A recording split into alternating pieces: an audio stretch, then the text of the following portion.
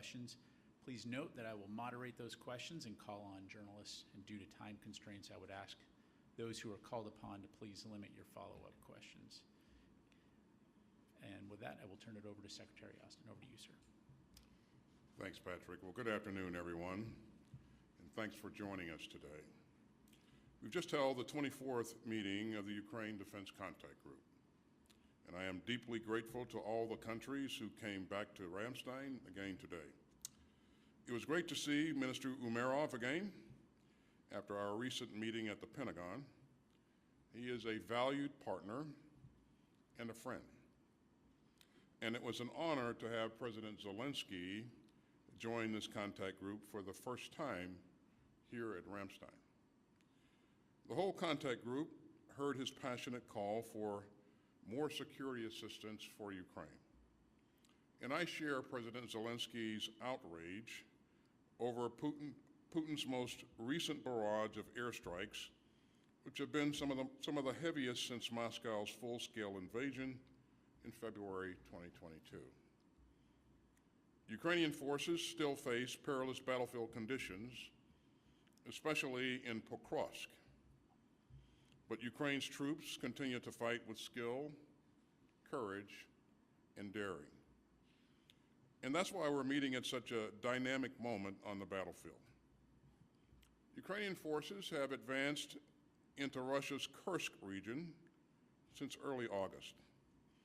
And for 2.5 years, Ukraine has more than held its own against the largest military in Europe.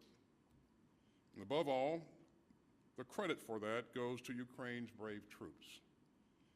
But I'm also deeply grateful to the allies and partners who have given Ukraine's forces the tools to defend themselves and their country.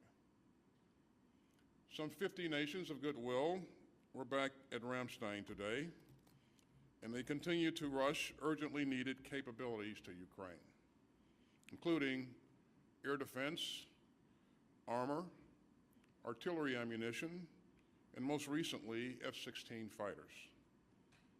This coalition has committed more than $106 billion in security assistance to Ukraine since February 2022. And our friends continue to dig deep.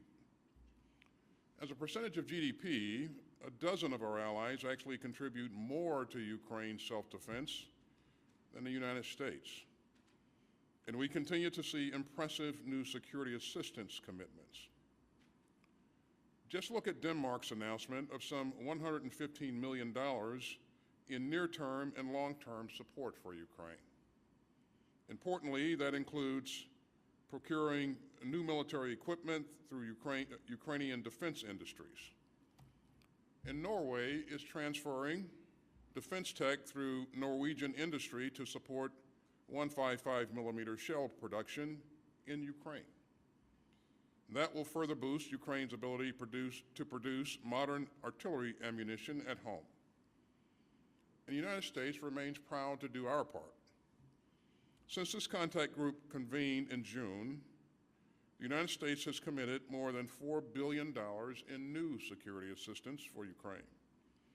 And we will continue to focus on Ukraine's priority capability needs.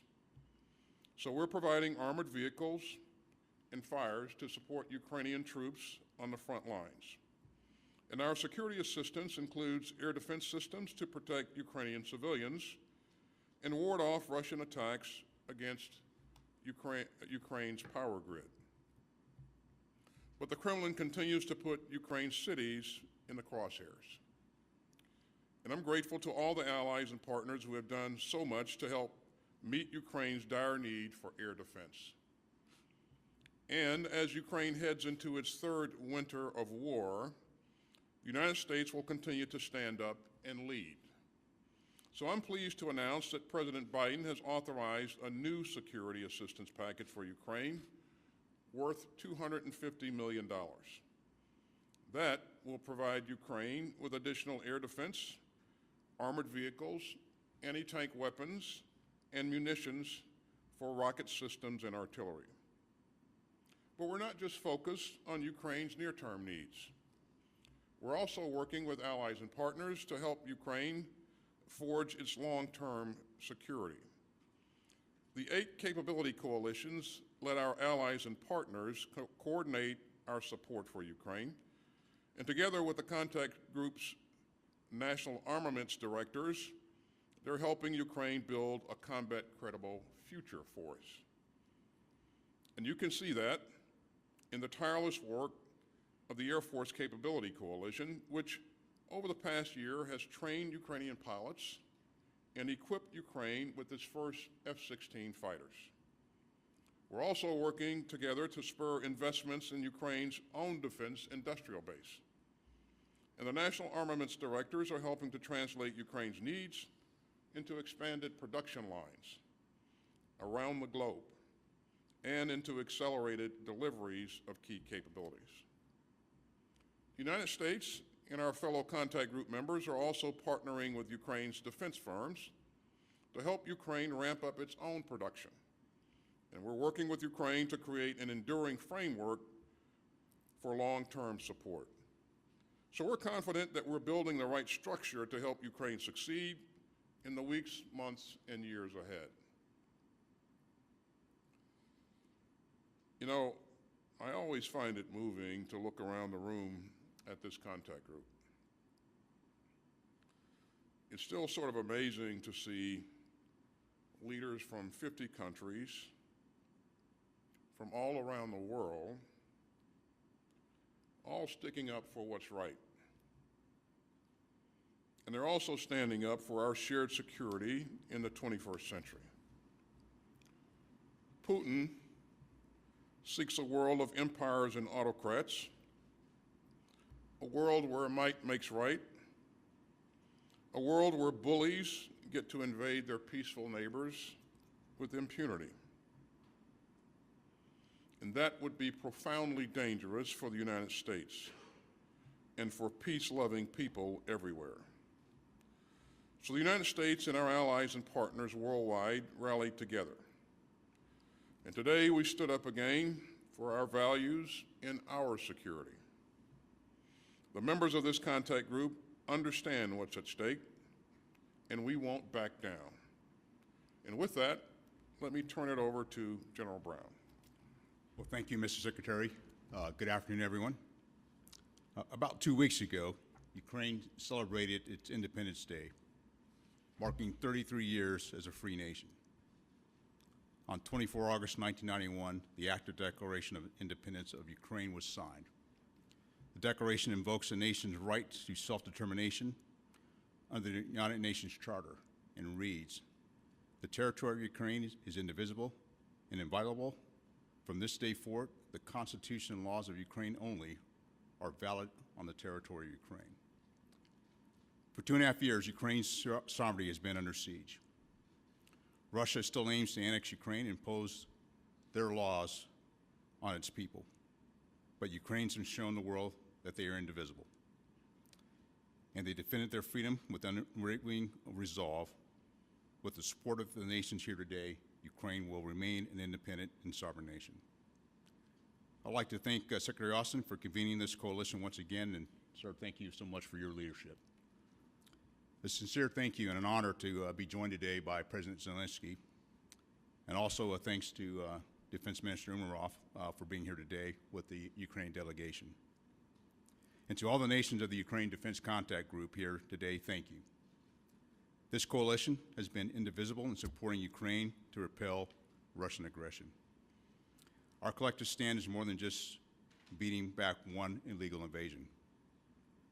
Potential aggressors are watching how the world responds, how we collectively fight to uphold international law, national sovereignty, and democratic norms. Russia's aggression in Ukraine is a challenge to the free world. The principles we are defending, the right to self-determination, the sanctity of national borders, and the rule of law are the very foundations of global peace and stability. If these principles are compromised in Ukraine, that precedent can encourage similar acts of aggression elsewhere, undermining the national order we worked so hard to build. That's why our support for Ukraine is not just about helping one nation. It's about safeguarding the principles that bind us together as a global community. And this coalition has shown that collective commitment to common principles can translate into significant battlefield success.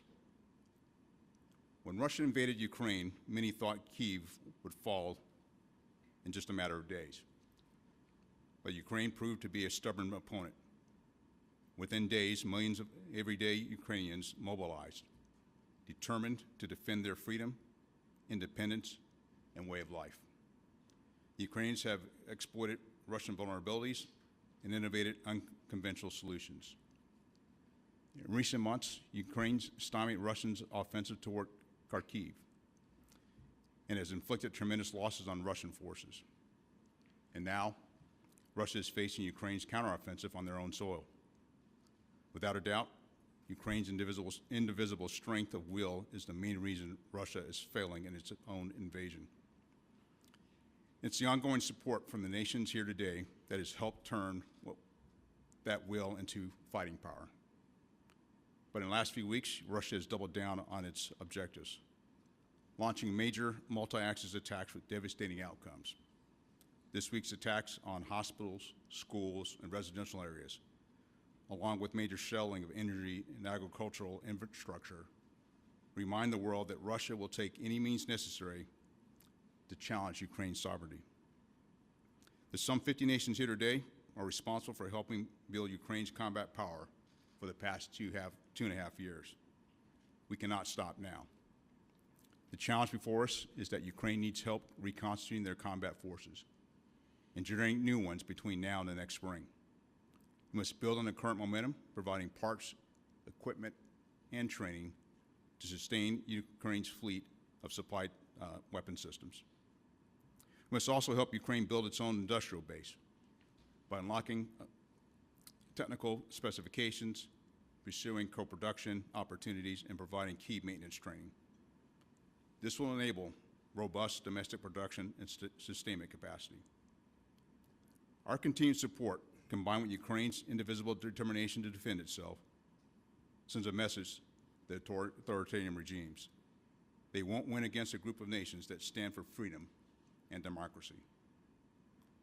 33 years ago, Ukraine declared that they were a nation that is indivisible and inviolable, that they would obey only the laws set forward by the democratically elected Ukrainian government.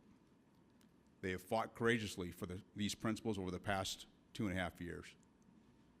And with the Ukraine Defense Contact Group's assistance, they will continue to withstand Russia's attacks and remain a free, independent, and democratic nation. Thank you, and I look forward to your questions. Thank you both, gentlemen. Our first question will go to Phil Stewart, Reuters.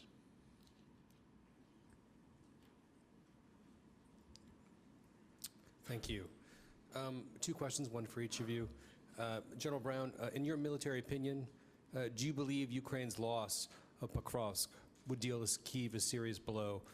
How high are the stakes here, and are you concerned that Kyiv might not be able to defend Pokrovsk without drawing forces from Kursk? And for Secretary Austin, did President Zelensky offer more detail on his plan for victory that he says he'll be presenting to the United States later this month?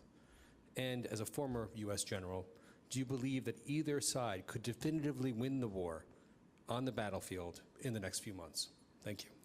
Well, thanks, Phil, for the question. I think the key thing I would highlight is what Ukraine's been able to do to defend its territory over the course of the past 2.5 years shows their distinct will to fight. And when you look at Pokrovsk, it's an area that you can see that the Russians have made one of their main efforts. But we're going to work very closely with the Ukrainians to help defend that area, as well as all parts of their terrain as well. The key part here is that we want to make sure that they protect that so it doesn't impact one of the objectives they had was to defend the north and east, to defend their industrial areas. And so it's an important aspect for the nation. It's also an important aspect of protecting that area to continue to allow them to generate combat power, not just there in that Donbass region, but really across the entire front. Hey, Phil, could you repeat your question, please? The second. Absolutely. One second. Did President Zelensky offer more detail on his plan for victory that he says he'll be presenting in the United States later this month? And, as a former U.S. general, do you believe that either side could, definitively declare victory on the battlefield in the next few months, while the Biden administration still has time in office? Thank you.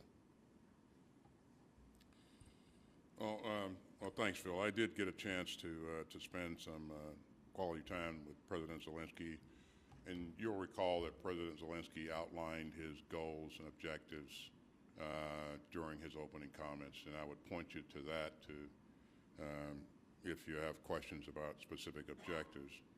But in terms of the plan for victory, Phil, we didn't discuss that. We talked about a number of things, but that specific piece we didn't discuss, and President Zelensky is going to present that to President Biden and other leaders, at the first opportunity. In terms of whether or not victory is achievable,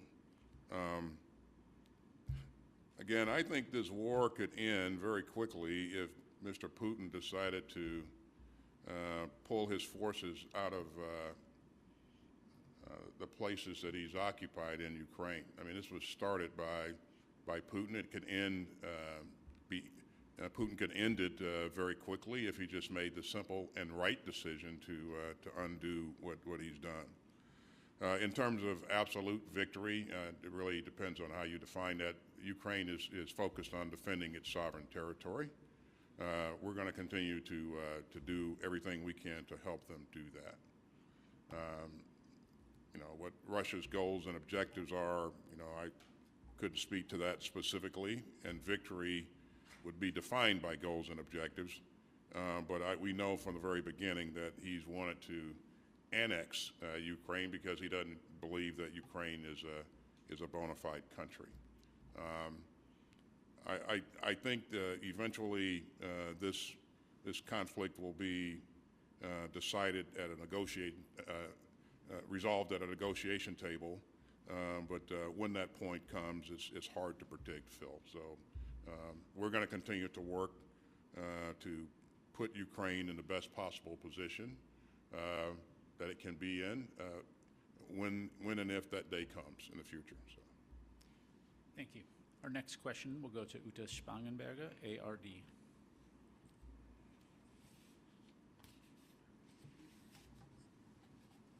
Mr. Secretary of Defense, hello.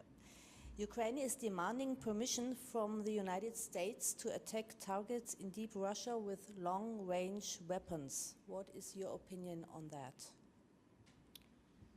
What is my opinion on long-range weapons? Uta, what I have been focused on throughout is trying to help Ukraine be successful in this tactical fight, in this operational struggle to make sure that it can defend its sovereign territory. And there's a number of ways to accomplish that. We said all along, Uta, there's no one capability that will in and of itself be decisive in this campaign. We had this discussion about tanks. We had this discussion about other capabilities. And each time we point out that it's not just one thing, it's the combination of capabilities and how you integrate those capabilities to achieve objectives. So we're going to remain focused on doing everything we can, Uta, to ensure that they have what they need to be successful and to create the right dynamics on the battlefield that maybe create some opportunities and that help Ukraine better defend its sovereign territory. And they haven't done so bad, Uta. If you think about the fact that what I said earlier, this is the largest military in Europe that they faced. And when this conflict started, Ukraine didn't have much of a military, much of an army to speak of. But they built capability over time, and they've been able to do that with the tremendous security assistance that allies and partners have provided them throughout. So I don't believe that one specific capability is going to be decisive. But again, our approach to integrating things and to making sure that they have the right skill sets to employ those capabilities, and those capabilities are linked to specific objectives. So. Thank you, sir. Our next question will go to Charlie D'Agata, CBS News. Thank you. First of all, Mr. Chairman, when it comes to the operation in Kursk, how satisfied are you that they have the resources that they need, especially as we head into the winter months? And are there contingency plans underway, or at least in place, should they need to be redeployed? And Mr. Secretary, I have to go back. President Zelensky has repeatedly requested for these long-range attacks inside Russia. Even allies agree. So what is stopping the United States from giving the go-ahead?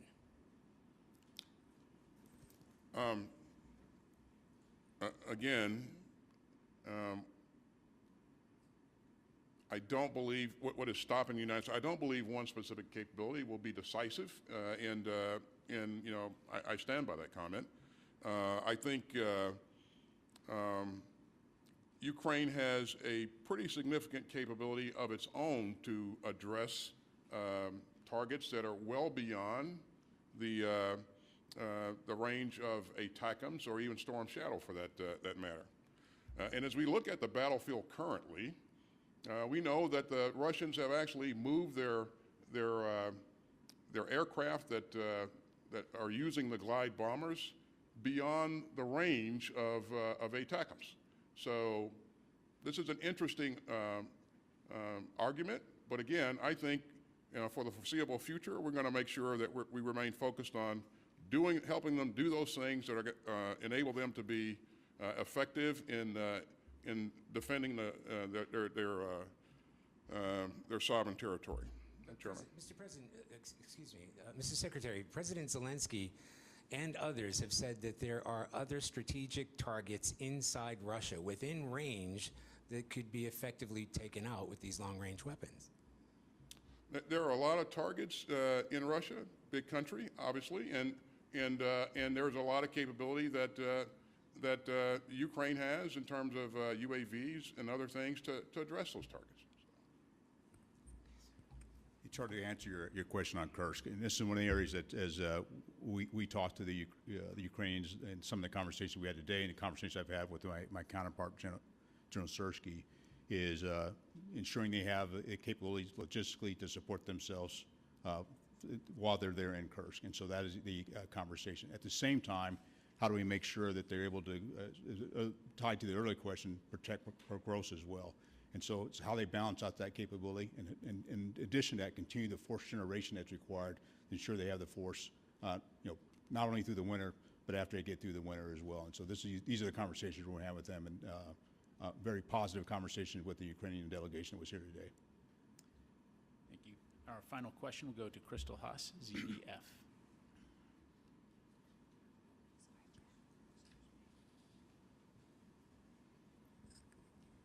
Mr. Secretary, soon there will be elections in the United States. If Donald Trump wins, would this affect the help for the Ukraine?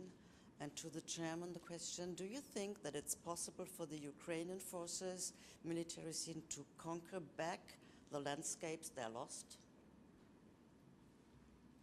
So, Crystal, was your question are the elections going to affect the outcome in Ukraine?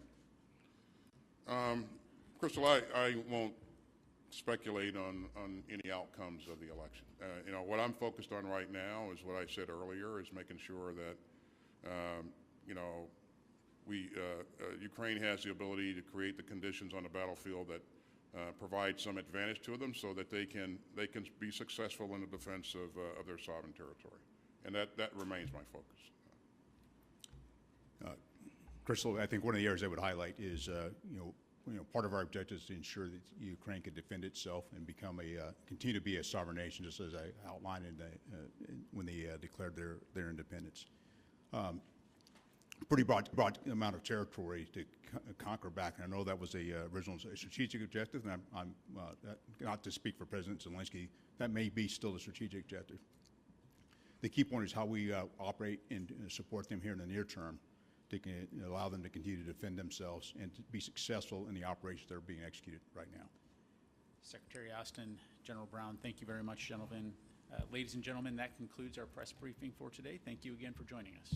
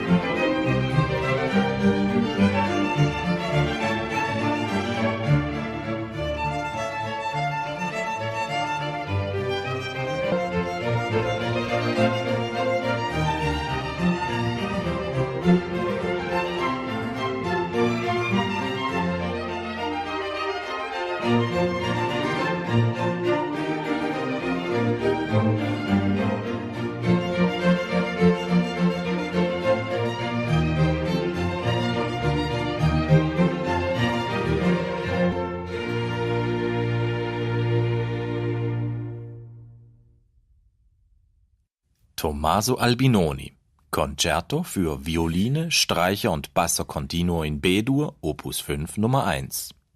Bella Banfalvi musizierte zusammen mit dem Ensemble Budapest Strings.